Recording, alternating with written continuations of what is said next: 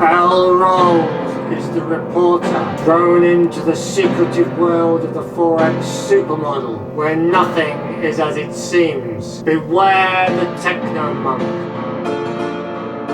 and steer clear of Professor Code and his two assistants. Give the senior trader a wide berth, and don't expect any sense from the risk manager.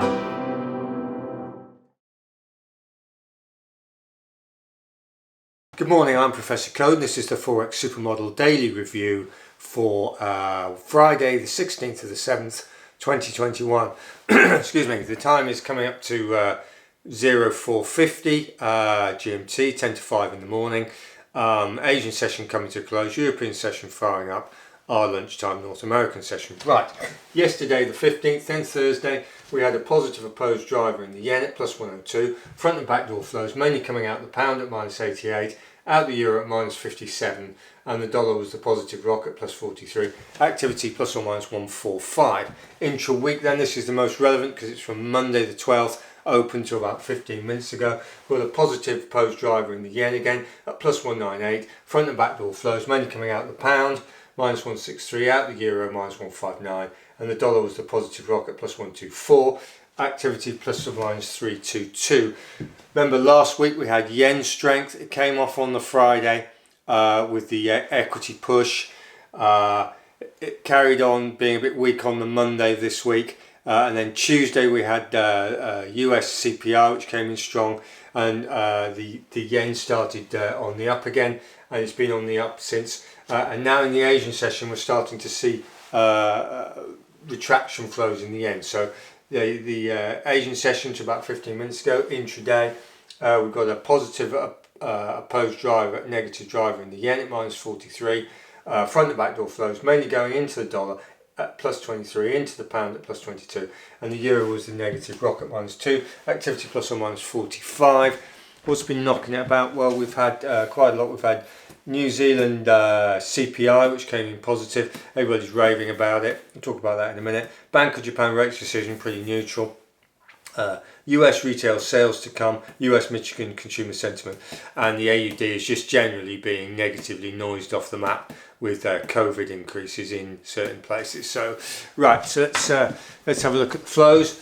Our trades have obviously we're short the New Zealand dollar and short the dollar USD, so we've been getting both barrels recently, and we're about minus 400 points from a peak of 6,500.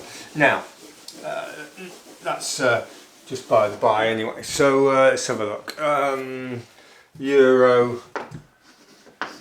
euro is weak except against the yen and the Swiss, which are weaker. The yen is weak across the board. The pound is weak except against the euro, the yen and the Swiss. The Swiss is weak except against the yen. The CAD is strong except against the New Zealand dollar. The AUD is strong except against the CAD and the NZD. The NZD is strong across the board. The dollar is strong except against the CAD, the AUD and the NZD, commodity currencies. Right, so what have we got? We've got yen weakness creeping back in now, remember what we were saying, and we've got New Zealand strength off the back of all that CPI and you name it, central bank divergence, everything's supposedly great in New Zealand. Right, so that's where we are, and take your pick in the middle. Let's have a look at the asset classes. Let's have a look. So start with the US dollar index. Right, US dollar index, you've got this sort of it broke, it's come back, it's about there, so it's at its previous resistance before the break. So the dollar index is still pretty high. Gold has got this sort of look about it. It's 0.37 from the high. Oil, big break, it's come back 0.33 from the high. Wall Street it's got this sort of look to it. It's pretty much at the highs. The S&P had the break, it's come off slightly. The tech likewise come off slightly. So where are we now? US 10 year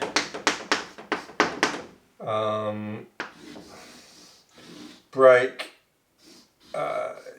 It's basically the price is pretty high, yields are weak. So on the US 10 year and the bond, let's have a look. So we've got this sort of situation here on the bond. The price is very high, but it's just come off slightly. So so the bond markets are suggesting relatively low inflation. The US dollar index is suggesting stronger inflation. There's a divergence there, etc. So what else have we got? We've got copper. Copper's basically chopping, and it's now chopped up 0.3 from the high. And US steel. US steel is at the moment, it's being held up by this infrastructure bill and the debt ceiling, probably 0.25 from the floor. So US steel's weak, copper's come up a bit, and the flows have got a sort of a risk on look to them, with yen weakness, Swiss weakness, and commodity currencies coming up. So they've got that sort of look to them. Whether that's actually what happens. Right. So as you know, we're short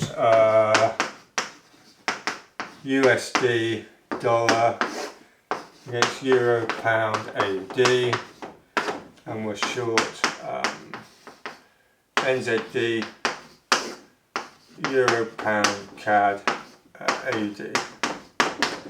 Now, if you look at the AUD, NZD as a proxy, we're long there, but we're on the minimums. We're waiting for it to. You've got this sort of situation here. If you look at the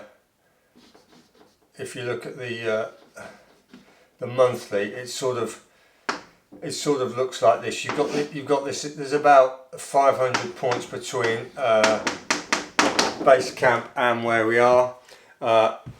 The market noise is pro New Zealand dollar, anti AUD, and the sentiment likewise. The actual technicals are arguably mixed. You've got significant support, which is actually broken on the daily now, which is fair enough. We're looking for it to be pumped down. So the lower it goes, the better. The nearer we get to our model, full-time model floor, the better. And then we'll just be piling in and sitting there for the duration as it rolls back up. Now that's where we are.